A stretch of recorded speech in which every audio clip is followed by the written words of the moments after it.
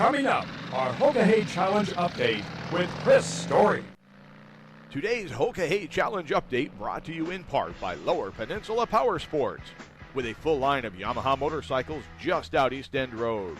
Latitude 59, your home for all things gourmet, and the Hoka Mocha.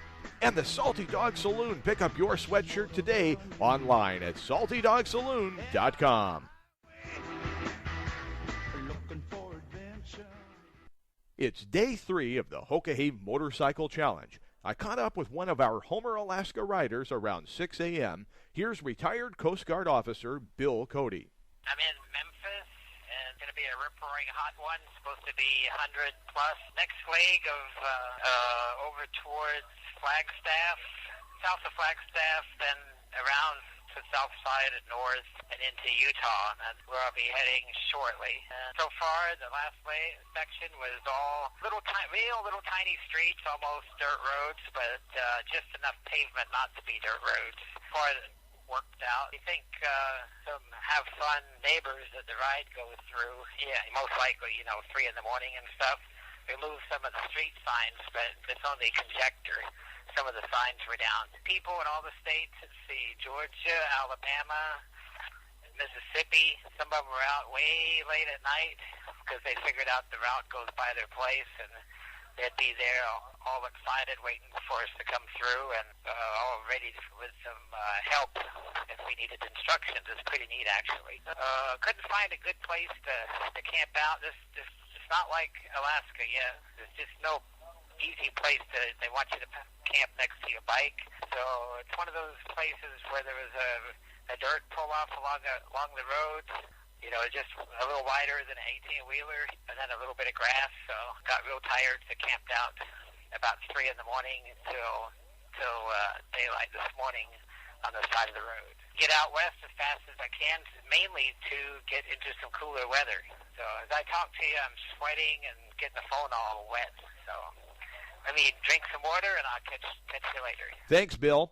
What does Hoka Hey rider Todd Cook say about why he is running the challenge? Listen, I'm just wondering to myself, what separates somebody like you from me? I would probably never do this, and I'm enjoying living vicariously through you. But what do you think separates the average guy from the person willing to put his life on hold and say, I'm going to ride 7,000 miles in the next 9 to 10 days? I don't know.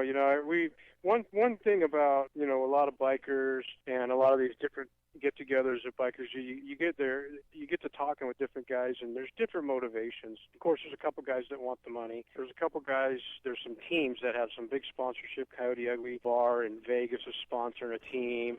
So there's the prestige. Of course, there's bragging rights. As a guy, any guy wants to conquer and have bragging rights of whatever it is that he has interest in. It's kind of like the mountain climber. Why climb to the top of the mountain? Because it's there. I love to ride, and so why ride? Because the road is here, and for me and for a lot of guys that I have talked to, here and listen to their interviews, it's a way to challenge themselves, not just a physical challenge, but a mental. And for me, and I told the interview, this is kind of a mental, physical, and spiritual thing for me.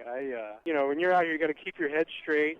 So, like we were having, me and the guy, one guy I was riding with yesterday, we were having trouble remembering our directions. We had enough mental capacity, though, to say, okay, we need to pull over. And we hydrated up, and we got a little bit of chow in us, got in the shade, and we said, okay, now we're back together mentally. But it's you push yourself mentally, see how much we could take. Spiritually, when I'm out here, you're on the open road, and you can see a huge mountain in the background or a beautiful sunset. It makes me realize how insignificant man is, and it makes me realize that none of this is by accident. It's kind of a humbling thing for me. And when you break yourself down physically and mentally, the only thing left is spiritual to lean on, whatever that is for whoever you are. So to me, a lot of it is about having heart, and I'm real big on heart. Somebody who's got a lot of heart, that to me goes a long way. If you got the heart and the drive, you can do with a little less skill. And I'm a mediocre guy, so I don't have a lot of skills in a lot of areas, but I got a lot of heart.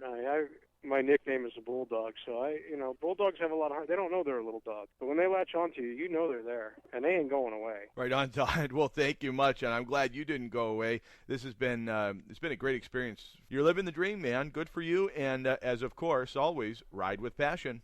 Podcast the entire conversation with Todd Cook and Bill Cody, both of Homer, Alaska, at radiorealty.us. Stay tuned to News Scan here on your Hoka Hey Challenge Update headquarters as we follow the riders from Key West, Florida to Homer, Alaska. Hoka Hey Update fueled in part by Petro Marine Services and Petro Express. Boardwalk Fish and Chips, yummy fuel for you on the Homer Spit. And Rhonda Johnson with Alaska USA Mortgage, making your American dream of home ownership come true at rhondajohnson.net.